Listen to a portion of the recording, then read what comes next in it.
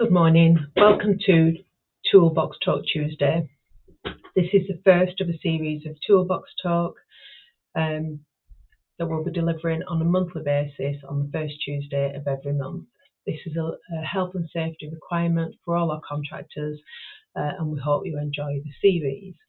So this is personal protective equipment, and it's May 2024. So by the end of this Toolbox Talk, you will be familiar with what PPEs you need to wear and when. You will understand how to use PPEs effectively, and you will know what to do if you have any concerns.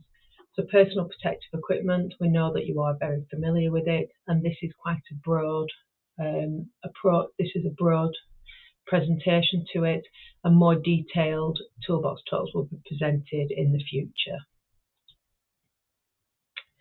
So we'll start by just reminding ourselves that we do have two categories for our PPEs. We've got the first one is our always required, which is our hard hats, high visibility tops and safety boots, and you won't be able to access site without those.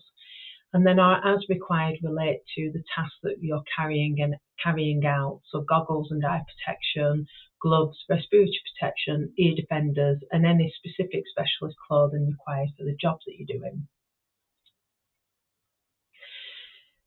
So just take a moment to think about when you would wear a face mask, your FFP3 mask. So these are the masks, as you can see in the image, that you're fit tested for, and there are other masks available for some people that require more protection or who don't fit the standard FFP3 mask.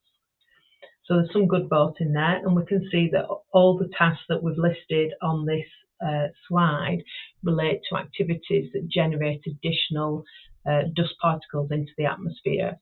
So if anything that you're doing, for example, something as simple as sweeping up, will generate that cloud of construction dust that you're at risk of inhaling, and that can put your respiratory system at risk.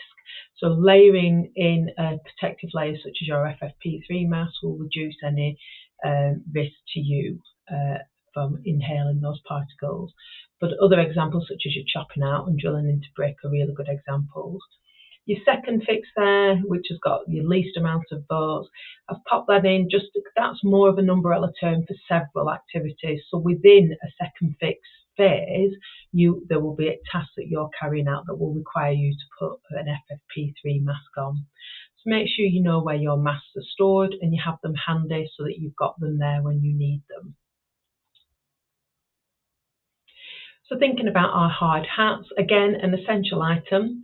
We'll wear these to guard against any injury from falling objects if someone's working at a higher level than you are, or from collision with an overhead item such as scaffolding, or if you fall off scaffolding or any platform that you might be working on.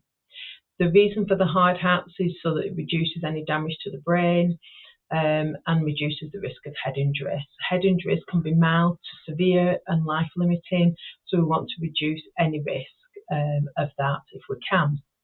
Health and safety also requires us to wear our hard hats, so they are by law we need to wear them. So you will put your hard hat on to enter a construction site. Some contractors require you to wear chin straps as well. That will relate to the type of work you're doing, and it will be indicated in the risk assessment that the contractor's completed, and that will be cross-referenced into the risk assessments that Martin&Gerard will carry out. If in doubt, speak to the site supervisor or speak to Warren, and they will advise as to what you need to wear. You'll only remove your hard hats if you're leaving site. You look after your hard hats by keeping them clean and storing them safely, and they'll need replacing if they sustain any kind of force or impact to the hard hat. Similarly as you would if you fell off your bike or had a motorcycling collision, you would replace your helmet. Just so that you're aware, there are dates inside the helmet. These are manufacturing dates. Some health and safety inspectors use those as an expiry date and stipulate that the helmet has to be replaced regardless of its working condition. At the moment, we just want you to be aware of those dates if you're asked.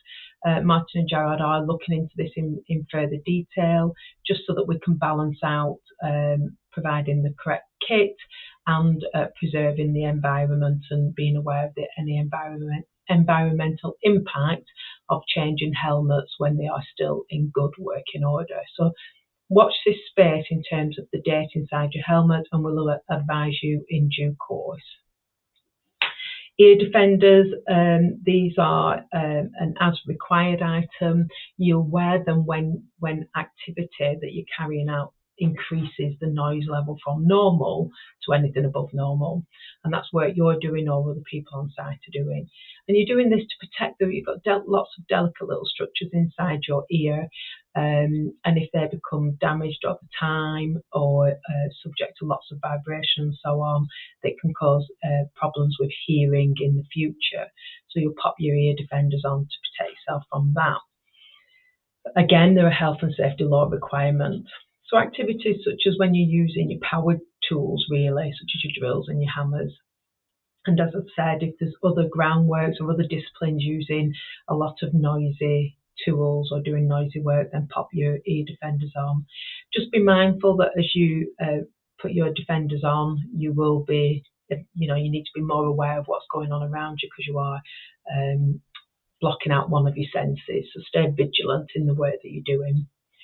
You keep them clean, you look after them and store them safely, but obviously if they become damaged or they no longer fit you securely, then you need to replace your ear defenders.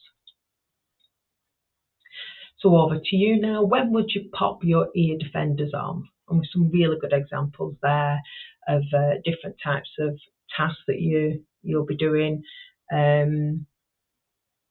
that will require you to wear your ear defenders. That's really good. Thank you.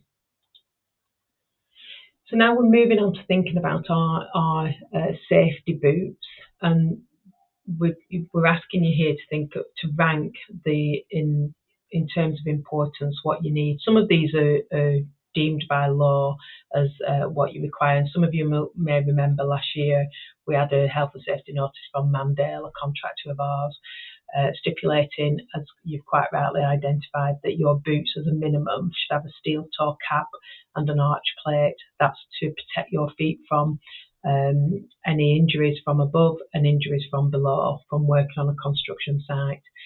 So just make sure that you have got boots that have those as a minimum requirement. The ankle support is preference. Your non-slip base, I think, is sensible given some of the conditions of the construction site at various phases of the build, and waterproof is just a personal preference. So by law, you need to have steel toe caps and arch plate as a minimum. So moving on to our eye protection. We wear eye protection to reduce any injury to the eyes. They're an important part of our body, so make sure you protect your eyes from any debris in relation to the activities that you're carrying out. And again, these are health and safety law requirements. You'll wear them when you're using drills, hammers, power tools and nail guns, or if you're working with compressed air, gas, liquid or vapour under pressure such as canisters. They're also indicated if you're using corrosive or irritant materials. Again, keep them clean and store them safely. If they become damaged or they no longer fit you securely, then change them. So all our items are risk assessed and in relation to the job that you're doing. So just check if in doubt. We do provide you with the goggles, safety goggles that you need to wear, or the eye protection that you need to wear for the task. But if there's any doubt, just check the RAMS document or ask, and we'll advise accordingly. So again, thinking about other protective equipment, when would you pop your gloves on? And they're very similar themes. So we've got lots of our power drill, our power tool activities, drills and so on. But in there we can also see manual handling, working with corrosives. Manual handling is a really good example of the gloves that will provide you with additional grip. So if you are lifting and moving heavy items around, they will give you that support. And dirty work, I mean, just being on a construction site and some of the materials that you come across, it'll protect your skin from that. So yeah, really good. Okay, so as we think about what to do if we're concerned about health and safety, or if we can't get any of our kit. Obviously, in the first instance, speak to the site supervisor who's coordinating works on behalf of Martin&Gerard. Call Warren, his mobile number's there on the screen if you haven't already got it, or you can speak to any of the directors that are office based, that's James and Darren, by ringing the office number, or you can email the office email address and we will signpost your query.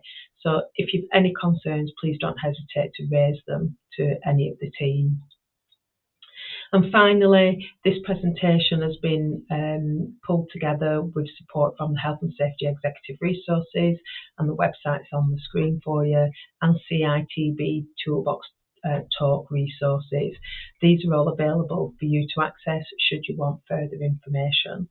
And as I've said at the beginning of this presentation, there are more detailed themes that will come out of this presentation, and they'll become their own toolbox talk in the future, so do look out for those. Thank you for listening. The register will be circulated, and if you could sign that and provide some feedback, that will help us shape the toolbox talks for the future. Thank you for your contribution.